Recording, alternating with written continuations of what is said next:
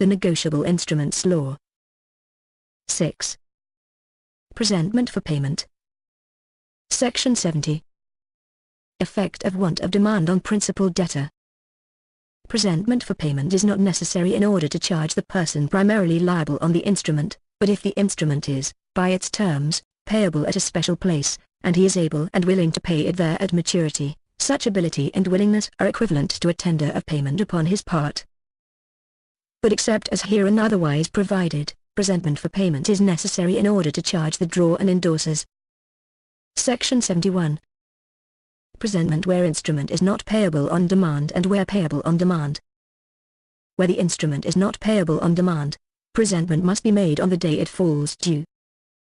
Where it is payable on demand, presentment must be made within a reasonable time after its issue, except that in the case of a bill of exchange, presentment for payment will be sufficient if made within a reasonable time after the last negotiation thereof. Section 72. What constitutes a sufficient presentment? Presentment for payment, to be sufficient, must be made a. By the holder, or by some person authorized to receive payment on his behalf. b. At a reasonable hour on a business day. c. At a proper place as herein defined. d. To the person primarily liable on the instrument, or if he is absent or inaccessible, to any person found at the place where the presentment is made. Section 73. Place of presentment. Presentment for payment is made at the proper place. a. Where a place of payment is specified in the instrument and it is there presented. b. Where no place of payment is specified but the address of the person to make payment is given in the instrument and it is there presented.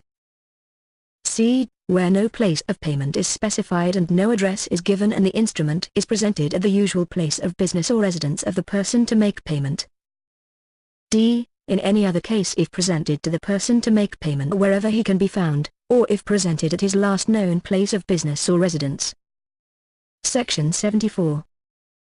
Instrument must be exhibited. The instrument must be exhibited to the person from whom payment is demanded, and when it is paid, must be delivered up to the party paying it. Section 75. Presentment where instrument payable at bank.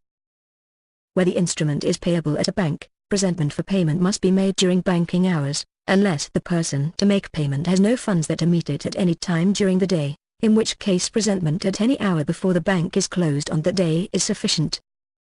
Section 76. Presentment where principal debtor is dead. Where the person primarily liable on the instrument is dead and no place of payment is specified, presentment for payment must be made to his personal representative, if such there be, and if, with the exercise of reasonable diligence, he can be found. Section 77. Presentment to persons liable as partners. Where the persons primarily liable on the instrument are liable as partners and no place of payment is specified, presentment for payment may be made to any one of them, even though there has been a dissolution of the firm. Section 78. Presentment to joint debtors. Where there are several persons, not partners, primarily liable on the instrument and no place of payment is specified, presentment must be made to them all. Section 79. When presentment not required to charge the drawer. Presentment for payment is not required in order to charge the drawer where he has no right to expect or require that the drawee or acceptor will pay the instrument. Section 80. When presentment not required to charge the endorser.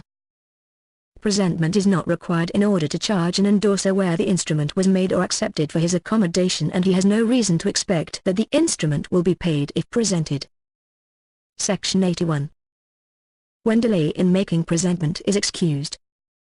Delay in making presentment for payment is excused when the delay is caused by circumstances beyond the control of the holder and not imputable to his default, misconduct, or negligence. When the cause of delay ceases to operate, presentment must be made with reasonable diligence. Section 82. When presentment for payment is excused. Presentment for payment is excused. a. Where, after the exercise of reasonable diligence, presentment, as required by this Act, cannot be made. b. Where the drawee is a fictitious person. c. By waiver of presentment, express or implied. Section 83. when instrument dishonored by non-payment. The instrument is dishonored by non-payment when a. It is duly presented for payment and payment is refused or cannot be obtained, or b. Presentment is excused and the instrument is overdue and unpaid. Section 84. Liability of person secondarily liable, when instrument dishonored. Subject to the provisions of this Act, when the instrument is dishonored by non-payment, an immediate right of recourse to all parties secondarily liable thereon accrues to the holder. Rubble's Virtual Law Library. Section 85. Time of maturity. Every negotiable instrument is payable at the time fixed therein without grace. When the day of maturity falls upon Sunday or a holiday, the instruments falling due or becoming payable on Saturday are to be presented for payment on the next succeeding business day, except that instruments payable on demand may, at the option of the holder, be presented for payment before 12 o'clock noon on Saturday when that entire day is not a holiday. Section 86. Time, how computed. When the instrument is payable at a fixed period after date, after sight, or after that happening of a specified event, the time of payment is determined by excluding the day from which the time is to begin to run, and by including the date of payment. Section 87. Rule where instrument payable at bank. Where the instrument is made payable at a bank, it is equivalent to an order to the bank to pay the same for the account of the principal debtor thereon. Section 88.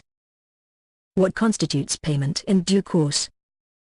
Payment is made in due course when it is made at or after the maturity of the payment to the holder thereof in good faith and without notice that his title is defective,